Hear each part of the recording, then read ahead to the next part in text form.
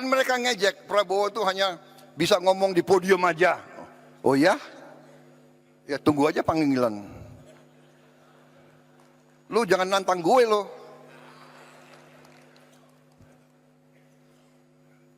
Saya hanya takut sama rakyat Indonesia dan Tuhan Maha Besar. Saya hanya takut itu.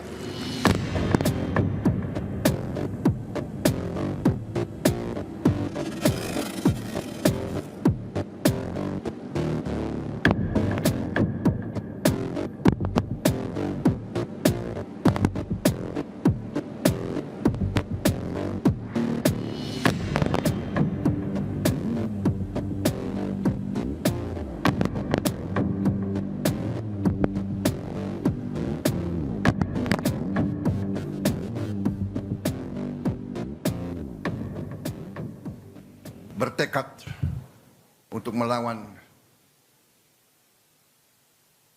korupsi, melawan perampokan kekayaan negara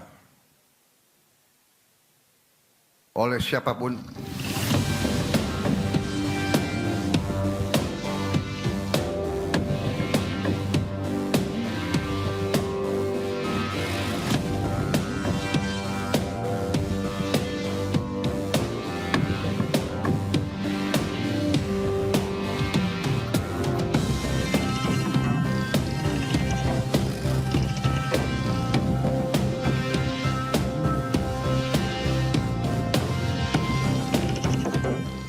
Kita harus berani memberantas korupsi dari bumi Indonesia.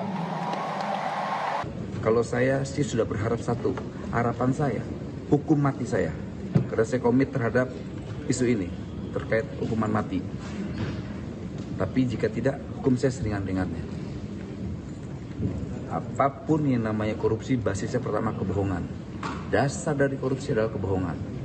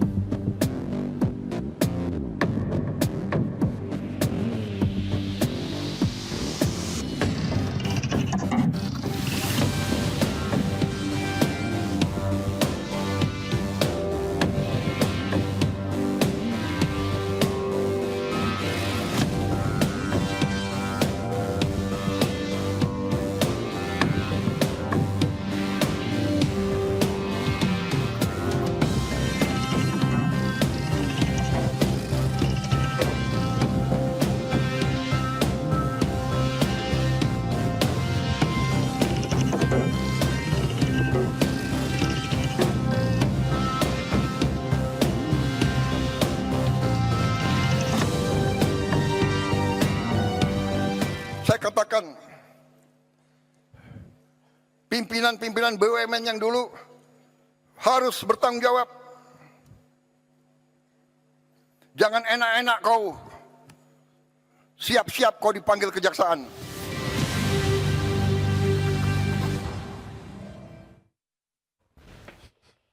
Halo, selamat sore Okezoners. Welcome to Okezone The Daily Buzz bareng gue Fitri Ramadhani dan rekan gue Hafid Mardiansyah. Hafid. Hari ini kita masih akan membahas hasil survei indikator politik Indonesia yang kemarin juga baru kita bahas ya. Tapi hari ini kita dengan narasumber yang juga ahlinya ya. Ini kan katanya rakyat katanya puas banget nih Fit. Apalagi ada 28,6 triliun rupiah kerugian negara yang balik dari kasus korupsi. Salah satu indikator naiknya approval rate dari Presiden Prabowo Subianto adalah pemberantasan korupsi. Pemberantasan korupsi. Nah, untuk itu kita bakal bahas, sudah ada di studio kita Mas Kurnia Ramadana, tenaga ahli Bakom RI. Selamat sore Mas Kurnia. Dan juga Mas Bawono Kumoro, peneliti dari Indikator Politik Indonesia. Selamat sore, makasih sudah hadir. Dan langsung saja kita kupas, ini memang beneran prestasi atau sekedar strategi branding biar kita semua jatuh hati. Kita langsung nanya ke yang bikin survei. Yang bikin survei dulu nih, Mas Bawono nih, gimana nih penentuan sampelnya? Ini kan dari 1.220 responden. Nah, gimana caranya, apakah ini bisa merefleksikan dari 280 juta aspirasi penduduk Indonesia lewat survei ini? Ya, Seperti Mbak apa? Fitria, makasih ya. Jadi pertama ini adalah survei persepsi publik ya, survei opini publik. Jadi survei tujuan utama, karena itu tujuan utama dari survei ini kita mengukur persepsi publik, penilaian dari publik gitu ya. Bukan mengukur misalnya kinerja atau capaian dari seorang presiden atau pemerintahan gitu ya. Yang ada apa namanya capaian-capaiannya apa aja gitu yang ada apa. Jadi ini persepsi ke publik. Persepsi Mengapa penting? Karena publik sebagai pemilih itu kan berhak menilai pemimpin mereka, berhak menilai orang yang mereka pilih untuk menjadi pemimpin 5 tahun ke Ya. depan. Nah, survei ini kami lakukan bukan kali ini saja, tapi sudah sejak pemilihan presiden berlangsung secara langsung di 2004 gitu ya. Dalam konteks pemerintahan Pak Prabowo sendiri, ini adalah survei nasional ketiga yang kami lakukan dalam mengukur persepsi publik terhadap kinerja pemerintahan Prabowo Gibran. Nah, tadi soal penentuan sampel, jadi kita memakai metode yang namanya multi-stage random sampling. Ya. Dia merupakan metode standar, golden standard di di statistik sosial. Jadi untuk melihat kecenderungan dari suatu populasi dengan mengambil sebagian anggota populasi saja. Tentu mengambilnya itu tidak sesuka hati atau secara asal-asalan, tapi ditentukan dengan multi-stage random sampling tadi, yang mana 2 prinsip utamanya adalah keterwakilan, representativeness, dan acak gitu ya, randomness gitu. Nah, populasinya tentu adalah warga negara Indonesia yang sudah memiliki hak pilih, yaitu kalau menurut regulasi undang-undang pemilu itu adalah yang 17 tahun atau sudah menikah. Oke. Nah, jumlah itu sekitar 240 juta ya, yang sudah memiliki hak pilih dalam pemilu. Nah, kita ambil 1.220 responden, gitu ya. Dengan prinsip representativeness tadi, maka provinsi yang memiliki jumlah populasi pemilih paling padat seperti Jawa Barat, tentu memiliki keterwakilan sampel paling besar. Begitu seterusnya hingga provinsi yang paling kecil. Nah, itu penentuan penjelasan dari aspek metodologi. Sehingga kemudian dengan ukuran sampel sebesar 1.220 responden tersebut, survei ini memiliki toleransi kesalahan plus minus 2,8%. Ya. Atau margin of error dengan tingkat kepercayaan 95%. Nah, itulah aspek metodologi yang umum jamak dilakukan oleh lembaga-lembaga survei ketika ingin mengukur sebuah persepsi publik terhadap suatu isu atau suatu masalah tertentu. Oke, nah artinya kalau berdasarkan data mentahnya, variabel apa sih yang paling berkontribusi terhadap angka kepuasan publik ini? Iya, angka kepuasan publik terhadap seorang presiden atau seorang kepala daerah gitu ya, dari warganya, itu kan sebenarnya dikontribusi oleh multivariabel, tidak hanya satu variabel. Misalnya bagaimana evaluasi publik tersebut terhadap kondisi ekonomi yang mereka rasakan, baik itu kondisi ekonomi secara umum nasional gitu ya, atau kondisi ekonomi rumah tangga mereka. Oke, nah. Kemudian ada juga aspek kepuasan terhadap bagaimana evaluasi publik terhadap kondisi penegakan hukum hari ini. Oke. Kemudian pemberantasan korupsi, politik dan sebagainya. Nah, itu yang kemudian menjadi variabel-variabel yang berkontribusi bagi penilaian publik terhadap approval rating presiden. Kalau kita lihat memang di survei kali ini kita menemukan evaluasi publik dari berbagai kondisi tersebut itu memang cenderung positif ya. Baik itu kondisi ekonomi, kondisi penegakan hukum maupun kondisi politik dan pemberantasan korupsi. Ya. Tapi ada juga menjadi catatan yang kita temukan dari survei ini adalah meskipun kondisi ekonomi cenderung positif, evaluasi dari publik, tapi ketika kita tanyakan soal keterjangkauan terhadap harga-harga kebutuhan pokok, nah itu publik memberikan penilaian bahwa hari ini cenderung harga kebutuhan pokok lebih sulit terjangkau dibandingkan misalnya 1 tahun lalu. Nah, itu menjadi catatan dari Evaluasi, aspek yang kita temukan yang perlu diperhatikan oleh pemerintah ke depan gitu ya, dalam hal ekonomi gitu. Oke, mungkin kalau Mas Kurnia ini kan lagi tinggi-tingginya nih kepercayaan publik. Gimana nih Bakom sendiri menjaga trust masyarakat supaya jangan nanti ketika lagi tinggi-tingginya begitu masuk kebijakan yang dinilai tidak populer anjlok lagi gitu trust. Karena angka 79,9% itu bukan angka yang kecil. Betul, itu luar biasa. Ya kan maksudnya naiknya bisa range untuk signifikan. naiknya cuma sedikit, tinggal 20% itu gitu. Iya, pertama tentu pemerintah mengucapkan terima kasih ya kepada indikator karena telah melakukan pemantauan persepsi publik. Tadi kata Mas Bowono sudah kali ketiga ini di launching oleh indikator, dan memang apa-apa saja yang menjadi temuan dari indikator tersebut, terlebih dalam konteks isu penegakan hukum, itu pasti diperhatikan oleh pemerintah. Tidak hanya oleh indikator saja, tapi siapapun elemen masyarakat yang memberikan masukan, saran, kritik kepada masyarakat, itu pemerintah punya kewajiban untuk menerima itu. Dan kalau kita melihat dan mencermati lebih detail terkait dengan tingkat kepercayaan publik, itu 79,9%, peringkat 1 itu disumbang kepercayaan masyarakat terhadap presiden dalam konteks memberantas korupsi. Dan sebenarnya ini sejalan. Kalau kita flashback ke belakang, bahkan sebelum Prabowo Subianto menjadi presiden, masih menjadi calon presiden, itu kan dituangkan di dalam Astacita. Astacita nomor 7 itu bicara tentang reformasi hukum, memperkuat penindakan dan pencegahan korupsi. Itu komitmen politik. Setelah dilantik, disumpah menjadi presiden, beliau berulang kali menarasikan tentang pemberantasan korupsi seperti tadi diputar oleh Okezon, begitu, pidato-pidato presiden yang berapi-api tentang pemberantasan korupsi. Apakah dua hal ini cukup? Tentu tidak. Karena itu masih sebatas dokumen yang ditulis dan kata-kata yang diucapkan. Maka dari itu ada dua hal di sini yang ingin saya jelaskan, yang barangkali itu mungkin menjadi indikator dari masyarakat ketika menilai pemberantasan korupsi di era presiden itu sudah bagus. Yang pertama dalam aspek penegakan hukum.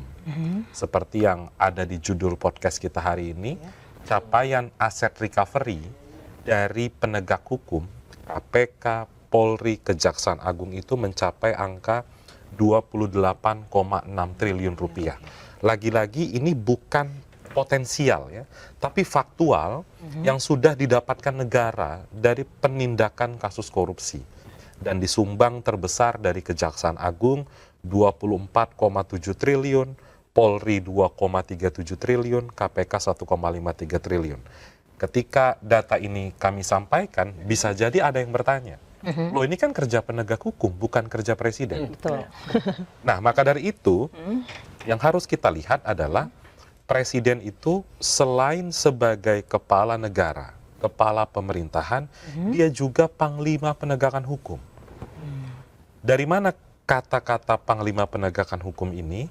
Undang-undang Polri, Undang-undang Kejaksaan Agung, Undang-undang KPK meletakkan presiden sebagai atasan administratif seluruh lembaga penegak hukum. Maka dari itu, capaian dari penegak hukum tersebut kami turut masukkan sebagai capaian besar negara untuk mengubah atau paling tidak menambah. Selama ini fokus penegakan hukum hanya pada penindakan orang, tapi sekarang angkanya lumayan besar, sampai lebih dari 25 triliun rupiah. Itu satu hal. Kemudian dalam konteks penegakan hukum. Dalam konteks yang lain, kebijakan-kebijakan presiden misalnya, kalau kita ingat awal tahun 2025 sempat ada instruksi presiden tentang efisiensi anggaran, baik anggaran daerah, pusat. Apa yang disebut di dalam Inpres tersebut, presiden menginginkan efisiensi itu mencapai angka lebih dari 300 triliun rupiah. Efisiensi itu dilakukan terhadap pos-pos atau alokasi anggaran yang rasa-rasanya tidak produktif, rasa-rasanya dapat menimbulkan potensi kebocoran anggaran misalnya, sehingga harus diefisiensi. Baru-baru ini juga presiden baru menerbitkan peraturan pemerintah yang menaikkan gaji hakim 280%. Apakah ini merupakan obat tunggal memberantas korupsi mafia peradilan? Tentu tidak. Tapi paling tidak menaikkan gaji itu salah satu upaya usaha dari presiden agar para hakim ini tidak lagi terjerat praktik korupsi karena tidak mencukupi kebutuhan bulanannya. Jadi kombinasi penegakan hukum dan kebijakan-kebijakan yang dikeluarkan oleh presiden tersebut yang dapat kami sampaikan bukan dalam konteks membanggakan, maksudnya bukan kami ingin membangga-banggakan capaian pemerintah, tapi ini harus dibingkai dengan aspek transparansi dan akuntabilitas kerja negara. Itu. Aku mau bertanya ke keduanya ini sebenarnya. Top 3 dari survei indikator politik soal kebutuhan apa yang paling mendesak diputuskan pemerintah adalah ada 3. Yang pertama adalah penanganan kebutuhan pokok, kedua pemberantasan korupsi, dan yang ketiga adalah penyediaan lapangan kerja.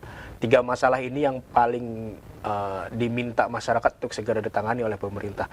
Tapi kalau menurut survei sendiri, Mas Bowono, seperti apa nih? Karena kalau dari kita nyontek ke survei indikator, 75% masyarakat meminta 3 itu.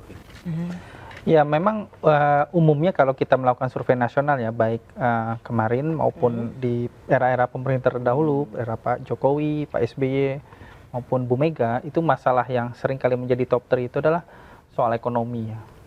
Baik itu misalnya harga kebutuhan pokok, pekerjaan atau sulit mendapat pekerjaan, kemudian soal kemiskinan dan lain-lain. Nah biasanya permasalahan soal korupsi itu di luar top 3. Nah ini justru unik di era pemerintahan Pak Prabowo, masalah soal pemberantasan korupsi itu masuk menjadi 2 besar itu ya? 3 besar itu, top 3 itu. Justru yang ada di bawahnya itu di posisi keempat soal mengurangi kemiskinan. Artinya publik boleh jadi memang menilai selama hampir 1,5 tahun pemerintahan Pak Prabowo ini dalam aspek penegakan hukum cukup dominan soal pemberantasan korupsi. Mungkin dari pemberitaan atau ekspos media, sorot kamera soal apa yang dilakukan oleh Kejaksaan Agung, penyitaan itu dan sebagainya. Nah ini tentu harus dijaga ke depannya gitu ya. Selain juga soal ekonomi. Jadi saya kira ekonomi adalah memang isu yang selalu masuk dalam top 3 kalau kita melakukan survei nasional.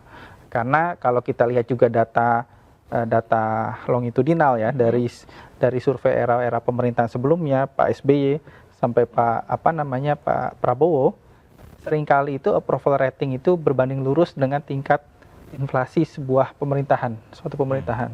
Jadi kalau tingkat inflasinya rendah, itu korelasinya positif terhadap approval rating presiden.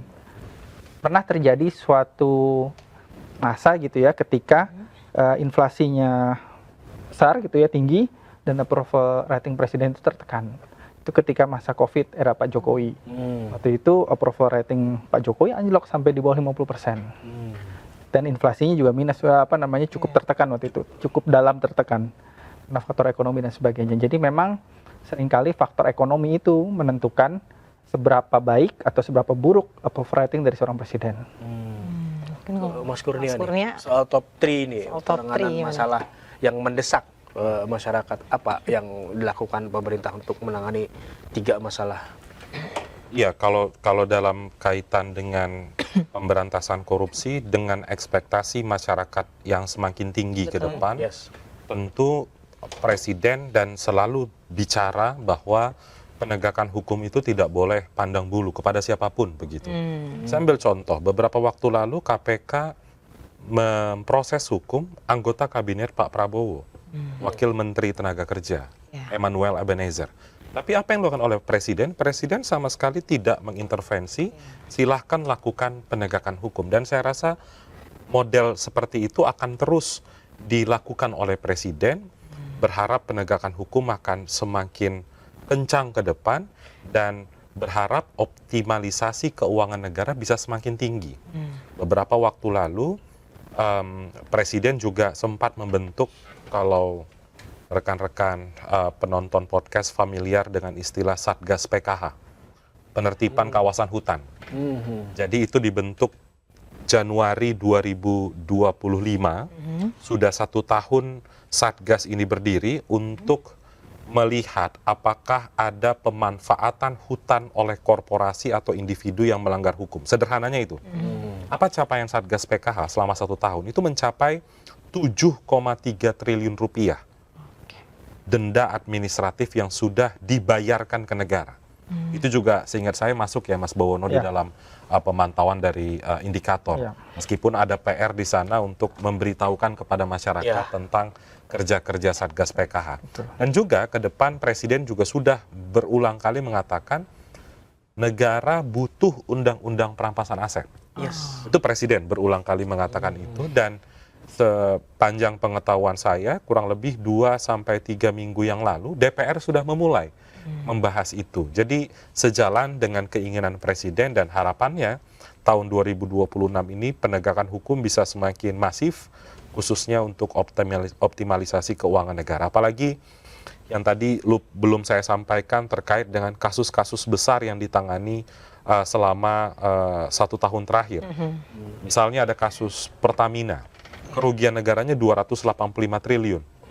Ada kasus PLTU Kalimantan Barat 1,6, Sritek 1,3 triliun, Taspen 1 triliun rupiah.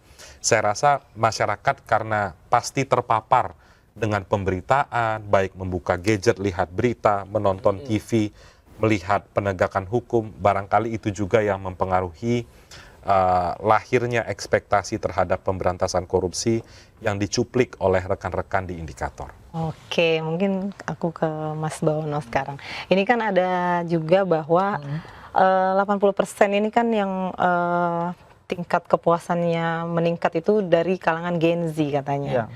Nah, apa sih yang membuat Gen Z sangat puas dengan kinerja pemerintahan kita, dan seberapa besar peran influencer pemerintah terhadap jawaban responden Gen Z, mempengaruhi jawaban-jawaban responden Gen Z ini? Ya, memang kalau kita lihat, kita bedah gitu ya secara demografi, komposisi responden yang menyatakan puas terhadap kinerja Pak Prabowo, itu dari sisi usia memang meskipun secara umum kategori usia dominan mengatakan puas, baik Gen Z, milenial, Gen X maupun generasi baby boomers yang lebih tua, tapi memang yang dominan paling tinggi itu dari Gen Z.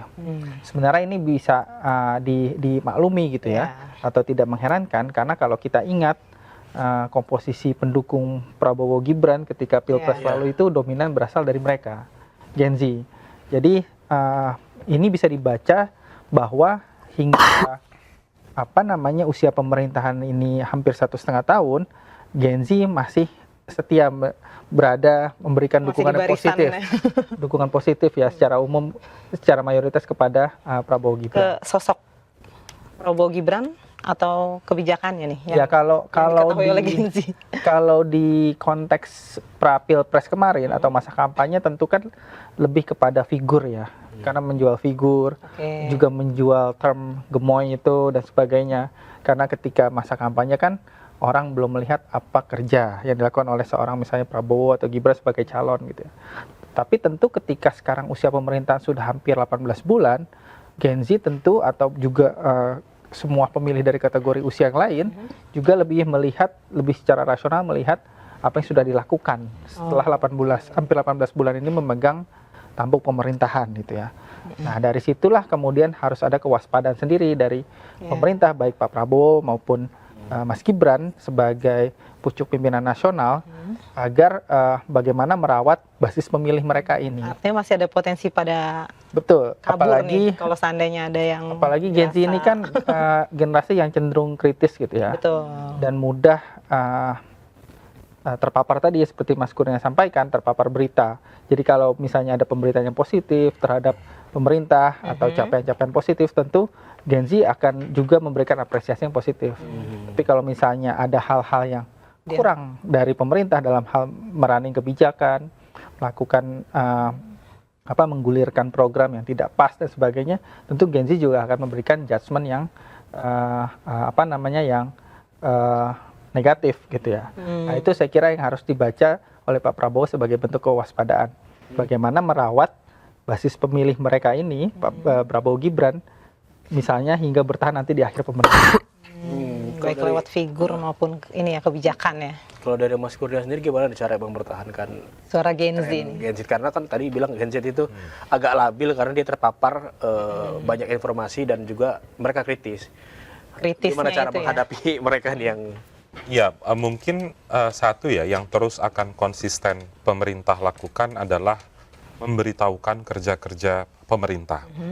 Tentu karena segmennya adalah segmen Gen Z misalnya, yang punya preferensi khusus mengikuti perkembangan zaman dengan sosial media yang sangat banyak begitu, maka dari itu pemerintah juga hadir di sana untuk memberitahukan progres pekerjaan pemerintah seperti apa, capaian-capaian setiap kementerian seperti apa, melalui beragam kanal misalnya. Kalau di sosial media kan ada Instagram, ada X, Facebook, YouTube, TikTok. Itu kita coba masuk ke sana. Masuk ke sana bukan untuk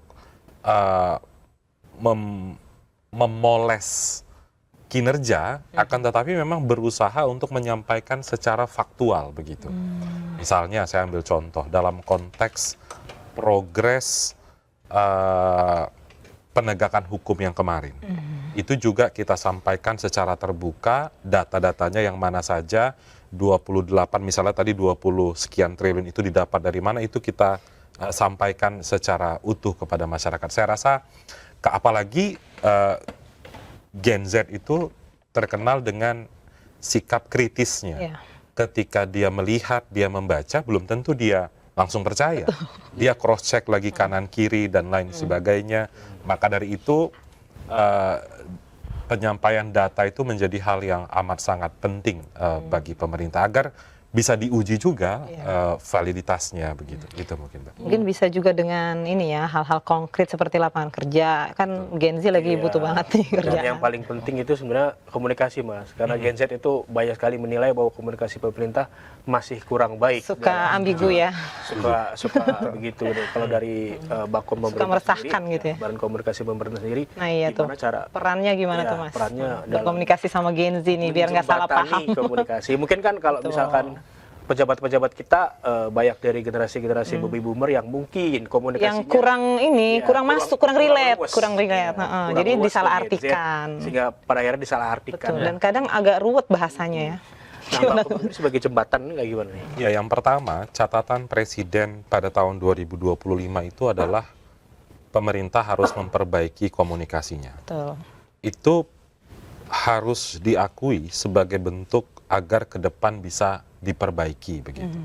Dan selang ketika Presiden mengatakan itu, ada beberapa langkah yang sudah kita lakukan misalnya.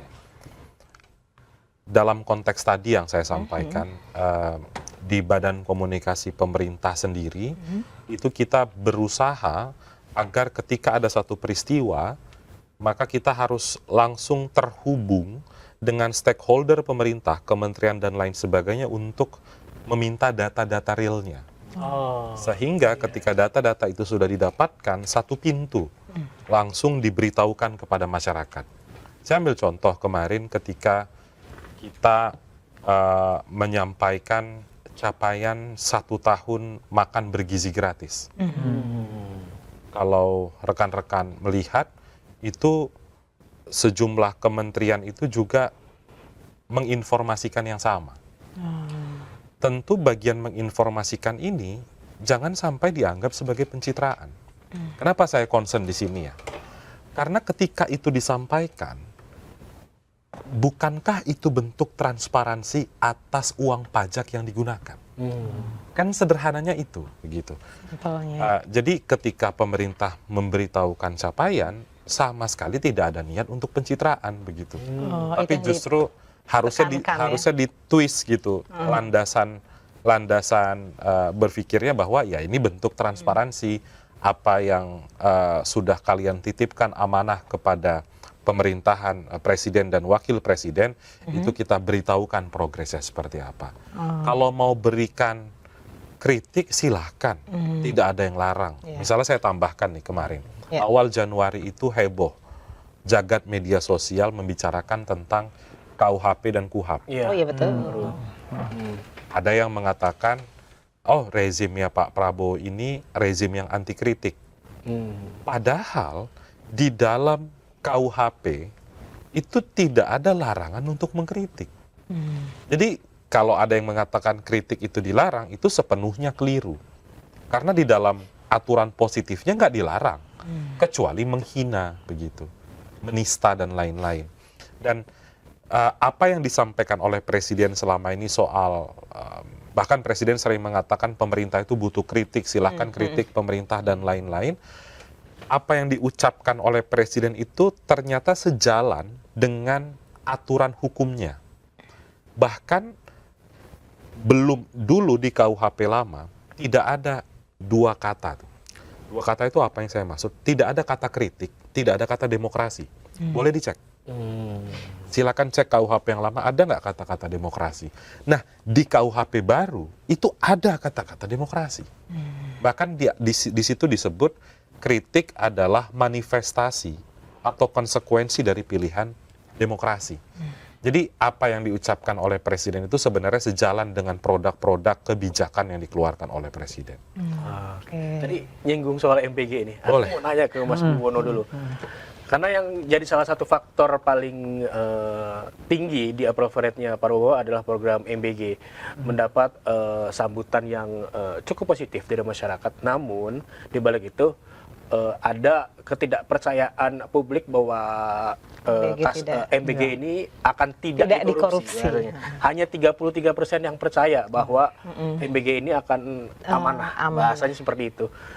Twistnya seperti apa? Suaranya seperti apa? Sisanya. Pertama soal MBG ini kita tidak hanya menanyakan di survei kali ini, tapi ditanyakan juga di survei Januari 2025 ketika usia pemerintahan Pak Prabowo baru 100 hari kurang lebih. Kemudian kita lakukan juga, kita tanyakan juga di survei bulan Oktober ketika 1 tahun usia pemerintahan, dan sekarang di survei Januari 2026. Jadi kita punya data cukup gitu ya untuk membandingkan bagaimana respon publik terhadap MBG. Nah, kita menanyakan paling tidak 2 hal terkait MBG ya setiap kita melakukan survei nasional. Pertama, tingkat kepuasan publik atau dukungan publik terhadap MBG. Kemudian yang kedua tadi yang disampaikan oleh Mas soal seberapa percaya publik bahwa program ini akan bebas dari potensi korupsi gitu ya. Ketika kalau di survei kali ini kan dukungan gitu ya terhadap MBG, kepuasan terhadap MBG itu angkanya ada di 72%, sekitar 70%. Tapi ketika di survei yang bulan Oktober itu angkanya nggak setinggi ini. Cukup kalau desa sekitar 60%. Dan kalau kita ingat konteksnya ketika di bulan Oktober, itu ketika itu cukup banyak kasus atau pemberitaan yang negatif soal MBG, misalnya keracunan gitu ya, masakan yang tidak lagi fresh dan sebagainya. Tentu itu kan mempengaruhi persepsi publik terhadap dukungan atau kepuasan terhadap MBG. Nah, di survei yang bulan Januari ini, kalau kita lihat selama kurang lebih 2-3 bulan terakhir, nyaris nggak ada hal yang negatif, berita negatif terkait MBG ya. Sudah tidak ada lagi misalnya berita soal keracunan dan sebagainya. Tentu otomatis itu akan mempengaruhi opini publik terhadap dukungan atau kepuasan terhadap MBG. Jadi sangat menentukan sekali faktor faktor konteksnya itu. Tapi memang yang konsisten menjadi atensi dari publik adalah itu tadi, soal bagaimana program unggulan Pak Prabowo ini yang melibatkan anggaran cukup besar 335 dan targetnya berapa, 80 juta penerima beneficiaries ya Mas Kurnia ya. Itu tentu publik melihat ini ada potensi-potensi yang mungkin akan disalahgunakan oleh sebagian pihak.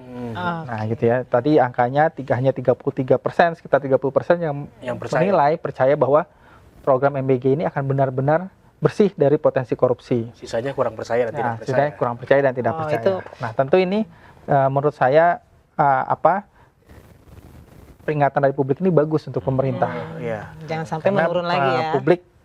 Publik memberikan perhatian bahwa uang pajak mereka misalnya APBN itu digunakan untuk sebuah program yang skalanya besar, manfaatnya mungkin dinilai juga baik dan penerimanya luas, 80 juta penerima, tapi jangan sampai ini juga menimbulkan permasalahan baru di kemudian hari, artinya potensi korupsi dan tadi.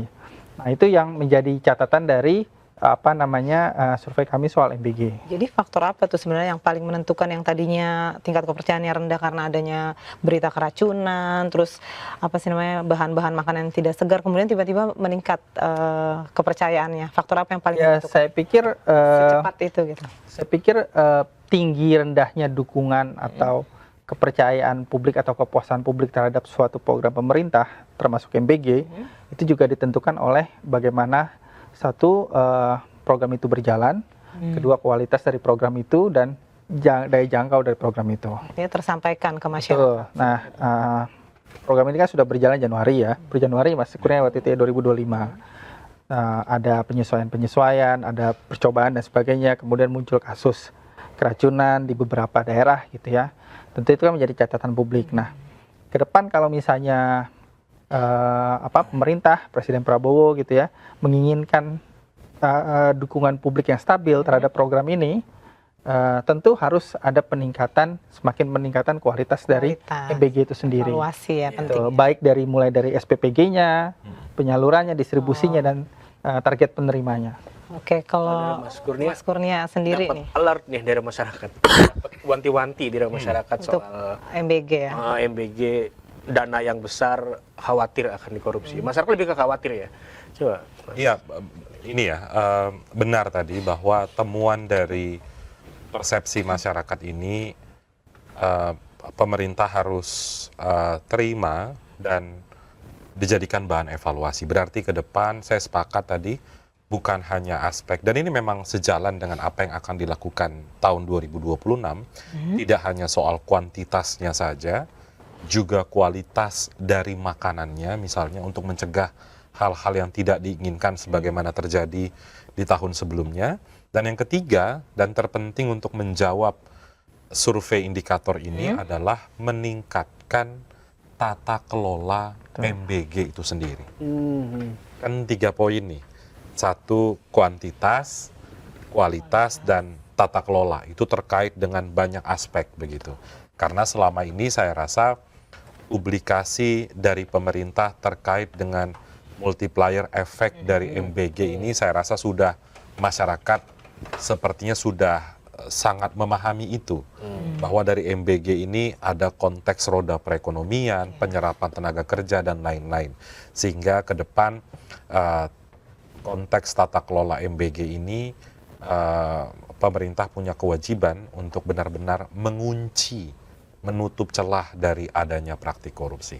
Oke, nah saya juga penasaran nih bagaimana pemerintah sendiri melawan narasi-narasi lewat sosial media yang berkembang. Kan kalau kita lihat ya, setiap kali pemerintah mengeluarkan sebuah kebijakan ataupun baru berencana mengeluarkan kebijakan, sudah muncul narasi counternya gitu kan, bahwa ini bakal begini, dan itu lebih cepat diterima oleh netizen, masyarakat, dan juga Gen Z, dan lebih cepat dipercaya oleh mereka. Nah, cara melawan counter narasi yang beredarnya di sosial media gimana? Kan cepet banget tuh.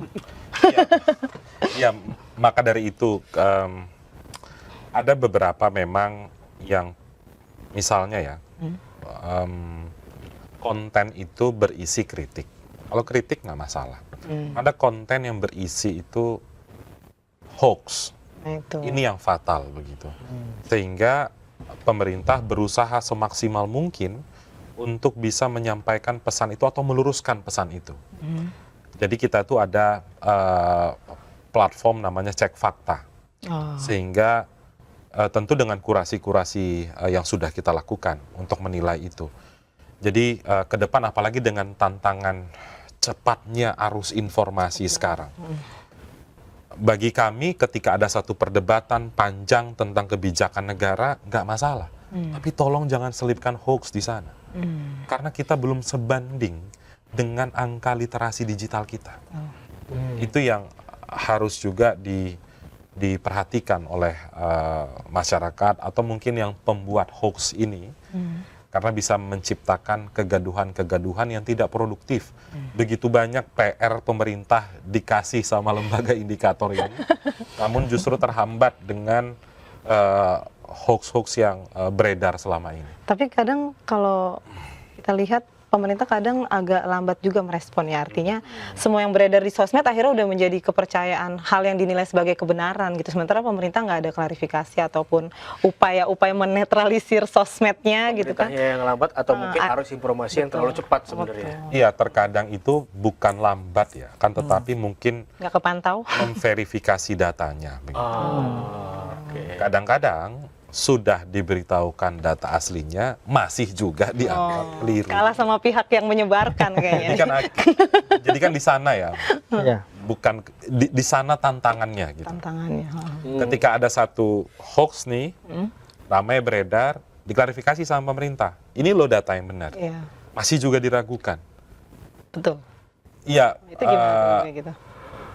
ya kita akan tetap memberitahukan data yang benar begitu. Meskipun jadi akhirnya debat kusir gitu. Lo kan benar, udah dikasih tahu data yang Iya, benar, iya, kondisinya seperti ini, tapi masih juga berdebat dengan itu gitu. Ya mending kita pindah ke isu lain gitu loh.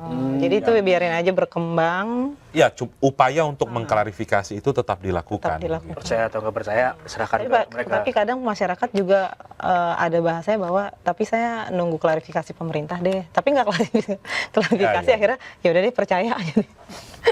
Mungkin Soal harus ya, lebih soal dipantau. keributan di medsos juga ini terjadi sama surveinya Nah indikator nih, Mas. betul nih jadi Ngomongnya, polemik juga. "Isu nih. apa yang disurvei ini gitu kan? Oh, ini yakin nih. Surveinya di mana kok gue nggak Ini pernah mencerminkan disurvei?" seluruh suara rakyat nih Ya, gitu. menanggapi Nah, gimana tuh? isu-isu di sosmed ini kayak gimana kayak gitu? Ya, apa namanya, suara apresiasi yang positif maupun yang negatif tentu selalu ada ya setiap kita melakukan atau mempublikasikan temuan hasil survei. Itu sudah biasalah kita terima gitu ya. Baik itu di masa-masa kampanye, apalagi masa-masa kampanye pemilihan umum presiden seperti kemarin. Misalnya ketika kita survei, kita rilis hasilnya, apa namanya, bahwa ketika itu pasangan 02 potensial menang dalam satu putaran misalnya itu kan juga sempat kita menerima apa namanya tanggapan yang negatif gitu ya. Tapi kan kemudian waktu juga yang kemudian membuktikan konsistensi dari hasil survei gitu ya. Nah itu ya kembali lagi kita tentu menyerahkan kepada publik apapun penilaian yang diberikan oleh publik, baik yang yang positif maupun yang negatif terhadap hasil survei yang kita publikasikan. Bagi kita tentu selama berpegang pada aspek metodologis yang ketat, tertib dalam melakukan pengambilan data sesuai dengan kaidah ilmiah, statistik sosial dan sebagainya, tentu kita tidak perlu khawatir terhadap adanya penilaian-penilaian negatif tersebut. Jika ada lembaga survei yang kemudian mengeluarkan data yang sama tapi beda angka dan juga survei kepuasan itu gimana tuh? Ya, gini, ya, apa namanya, perbedaan temuan hasil survei itu sebenarnya hal yang lumrah gitu ya. Tapi di masa-masa tertentu, misalnya masa-masa pilkada, misalnya kalau bedanya mungkin sekian persen itu hal yang wajar ya. Tapi mungkin pernah ada kasus dalam periode yang sama tapi temuannya berbeda 180 derajat. Nah, gitu kan lembaga-lembaga survei itu kita semua yang berada di lembaga survei itu kan tergabung dalam asosiasi perhimpunan Persepi, Perhimpunan Survei Opini Publik Indonesia. Nah, misalnya ada publik atau masyarakat yang meragukan sebuah hasil survei dan kemudian lembaga survei tersebut tergabung dalam asosiasi tersebut, itu bisa meminta kepada asosiasi tersebut untuk katakanlah melakukan klarifikasi terhadap lembaga survei tersebut. Ada ininya ya. Dibuka datanya, dibuka data mentahnya, bagaimana periode surveinya dan seperti apa itu bisa. Wajib kita membuka itu lembaga survei ketika ada dari masyarakat yang meragukan hasil survei terhadap dua lembaga misalnya di periode yang sama tapi hasilnya berkebalikan.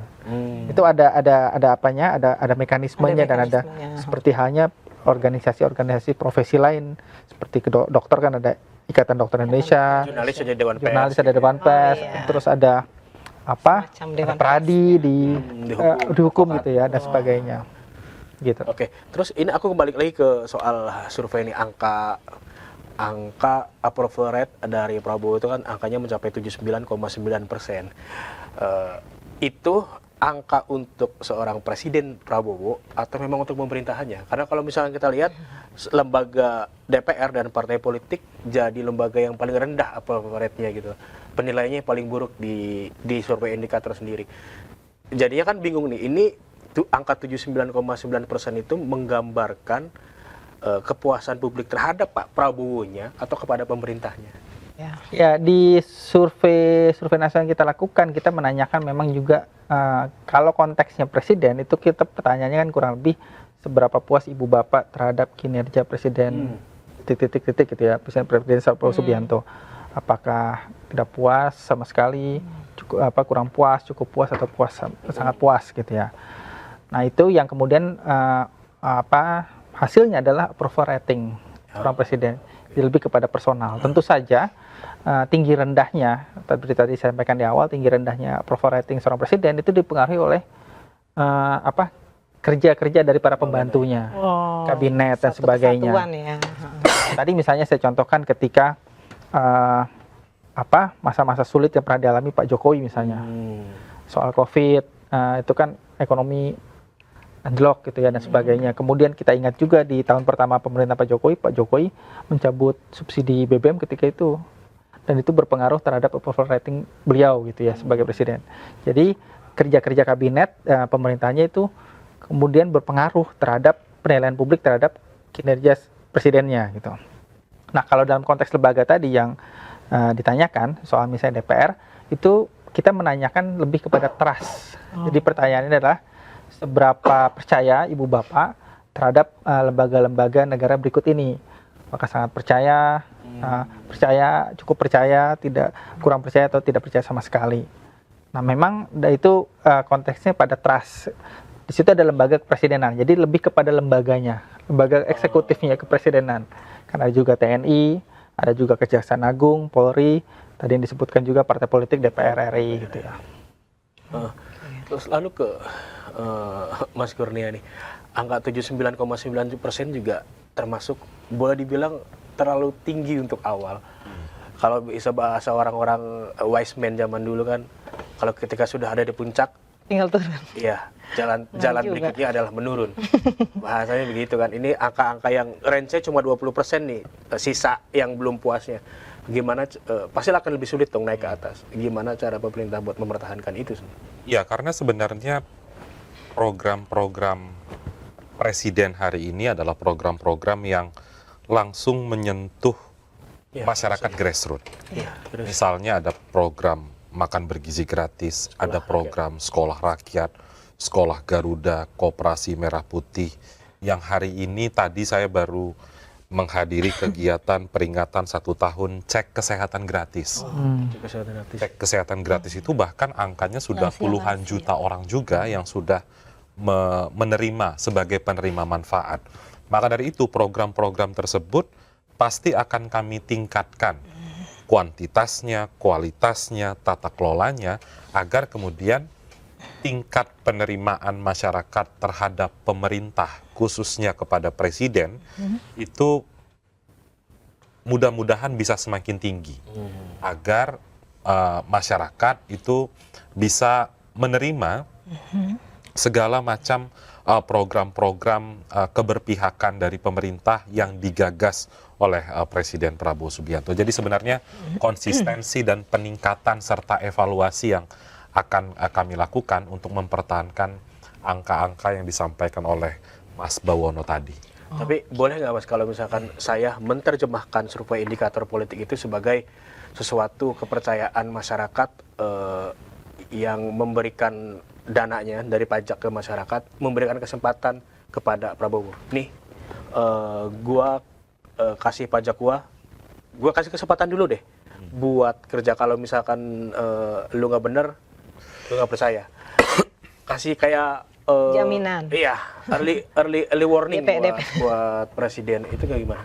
Bukan boleh, memang itulah konsepnya kan. Maksudnya mereka, masyarakat, kita semua sebagai pembayar pajak, membayar dalam tanda kutip sistem pemerintahan agar output dari pemerintahan ini bisa dirasakan oleh masyarakat.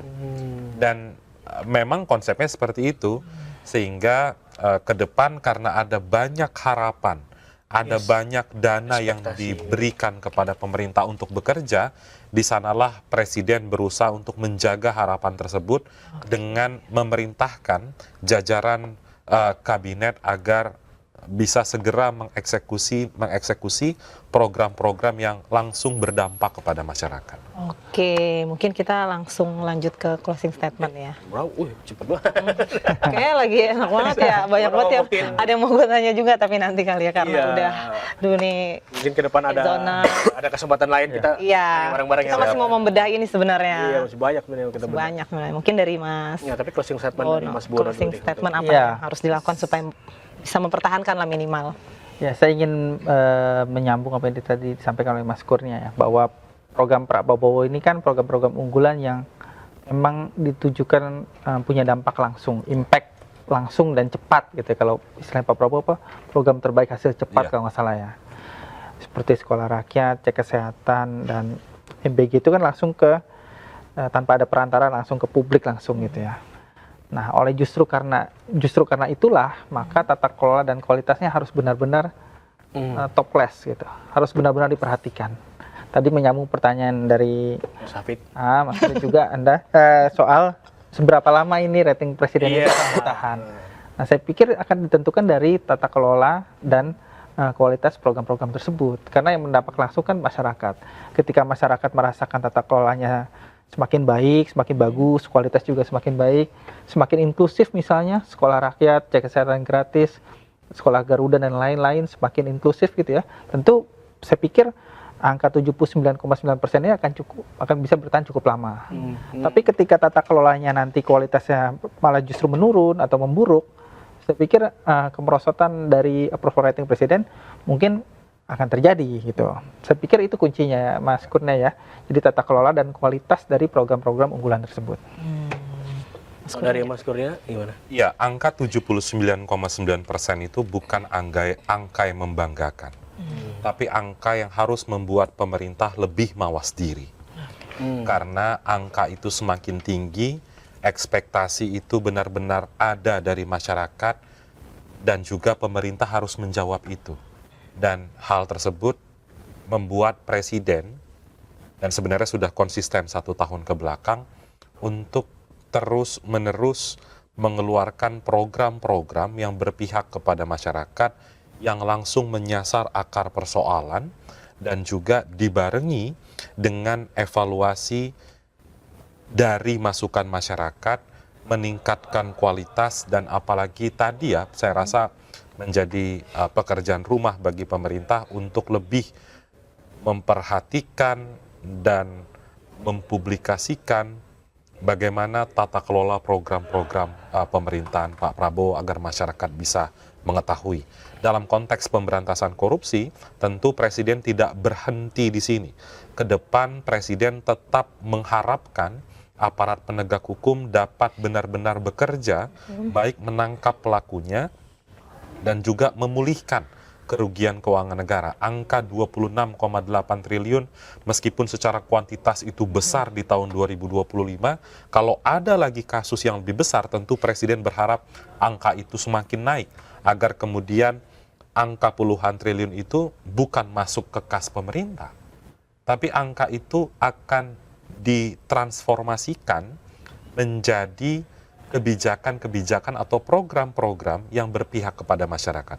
Apalagi Presiden Desember kemarin sempat mengatakan ada rencana alokasi dana sitaan atau rampasan korupsi ini akan dialokasikan untuk sektor pendidikan. Nah, itu kan lebih bermanfaat. Sehingga itu yang akan pemerintah pastikan dan lakukan untuk penegakan hukum di tahun 2026. Itu mungkin. Oke, Zoners. Jadi intinya angka itu penting, tapi realita dan keadilan hukum jauh lebih penting. Buat Zoners, jangan cuma puas sama angka, tetap dikritik karena kalian sudah bayar pajak. Saksikan terus The Daily Buzz dari Senin sampai Jumat jam 4 sore. Gue Fitri Ramadhani. Gue Fatur Mardiansyah. Bawono Kumoro. Kurnia Ramadana. Bingung nggak ya? Sampai jumpa.